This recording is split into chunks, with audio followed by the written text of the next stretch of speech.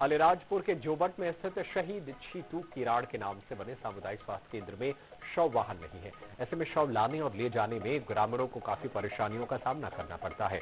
सुविधा के अभाव में लोग खाट या ट्रैक्टर ट्रॉली के जरिए शव लाते ले जाते हैं।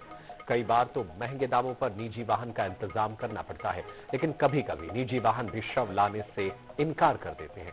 कई बार शिकायत के बाद भी प्रशासन की ओर से कोई सुविधा मुहैया नहीं कराई जाती है।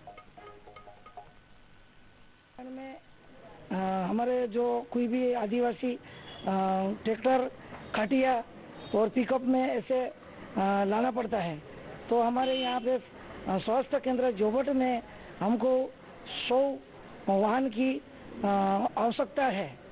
हमारे को 2500 देना पड़ता है। ये समस्या है हमारे पूरे जिले में और इसमें पूरे प्रशासन से लेकर जनप्रतिनिधियों से सभी लोग प्रयासरत हैं। जल्दी इस समस्या का समाधान पूर्ण रूप से कर लिया जाएगा, क्योंकि अभी पूरे जिले में हमारे पास सिर्फ 100 वाहन है जो रेड क्रॉस सोसाइटी के माध्यम से चलाया जा रहा है।